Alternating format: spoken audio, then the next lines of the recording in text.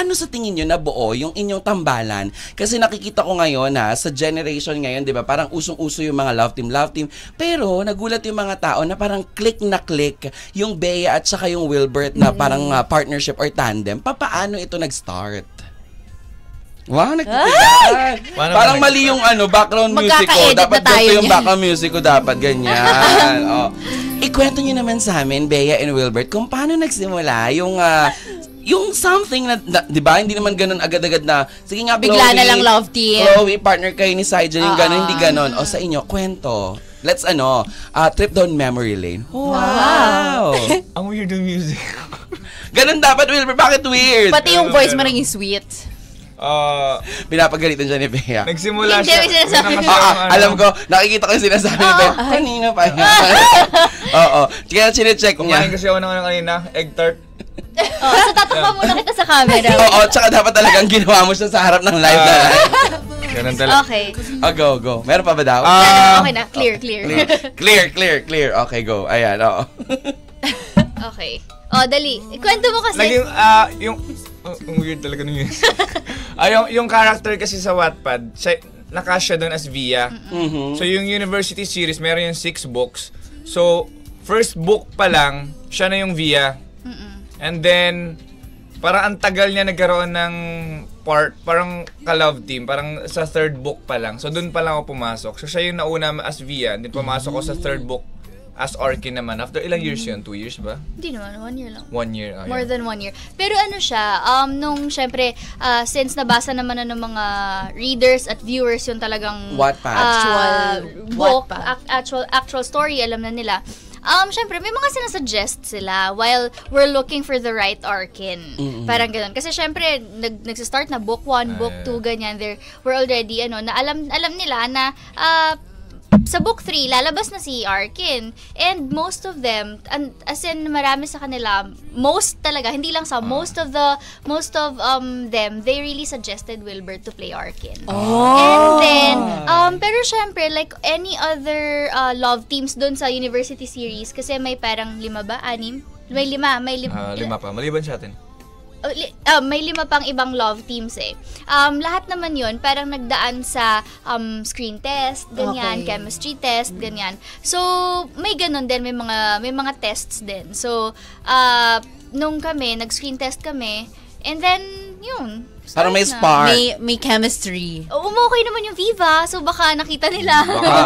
May kulit factor. Ikaw, may say ka, di ba parang ikaw kasi as Via na, tapos hinahanap nyo na lang si Arkin. Ikaw ba, may say ka na parang, kung sino? Direct, parang mas magaan yung pakiramdam ko sa kanya as ka-work. Di ba minsan may tanong talaga from the production dun sa artista kung okay ba sa'yo?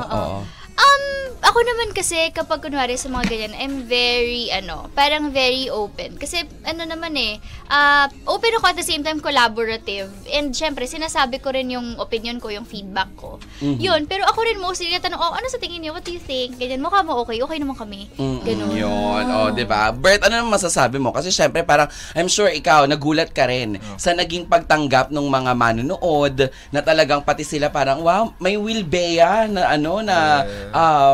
fans. Napakaraming Will Bea ang nakatutok sa atin. Live po kami, nababasa po namin ang inyong mga True, kaya ako nagpo-phone. Yes, ang mga messages and mga tweets nyo po. Ako din, nagsishare din po ako sa kanila. Bert, go, kwento. As, syempre ikaw bagong pasok, tapos nakita mo may Will Bea agad, meron kagad na kumagat, ganon. Kumagat? Hindi ko siya in-expect na ganon ka-warm yung pagtanggap nila. Kasi nagsimula tong maramdaman namin nung concert, di ba? Na parang people are really excited about the tandem of VRQ. Kasi kami na yung susunod na book, no? Nag-concert kami sa Araneta. Araneta, yes. Oo. So parang after, parang, wow, parang excited pala sila for this book and for VRQ. So, after nun, syempre, ginagawa na din namin yung part namin. Parang may pressure na kasi konti sa amin na parang talaga nag-aabang sila. So, dapat gawin din namin yung best namin na lumabas sa screen yung chemistry ng VRkin, yung mismong magawa namin yung character. So, ganun. Ikaw naman, Bey, nagulat ka rin ba? Nung nakita mo na parang, taray parang we made the right choice. Ganun. So, 2 beses ako nagulat. Nagulat ako nung book 1 pa lang, nung kami, parang character reveal.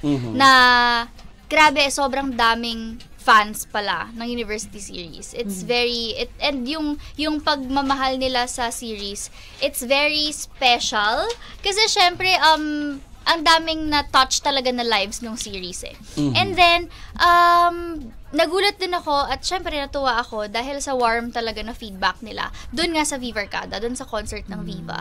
Kasi parang surprise yun ng Viva na napanood nila na may pa-teaser na may showing date na kami, tapos nag-duet kami. I really didn't expect the warmth and yung tili, yung pagmamahal na binigay talaga sa amin doon sa concert na yun. So parang it was really, ang tawag namin golden era kasi golden scenery of tomorrow. Totoo. So this is really the start of the golden era nung concert na yun. Parang okay, this is it. This is it. Eto na yun, yung parang heydays, 'di ba? Kasi 'di ba, nakakatakot. Hindi naman OA, pero nakakatakot lalo na sa mga artista or sa producer na kapag sumugal sila, tapos parang 'di ba kasi Araneta, ang hirap punuin ng Araneta, pero kahit tayo mismo, ako personally, nakita ko yung mga tweets, nakita ko yung mga clips, nakita ko yung mga edits sa TikTok.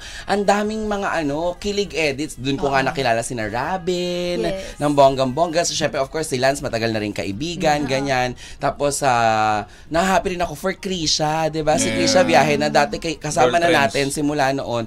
Tapos, nagkaroon din sila ng parang golden era din nila ni Jerome Ponce naman. Oo. So, parang ang daming nabibigyan ng magandang opportunity talaga.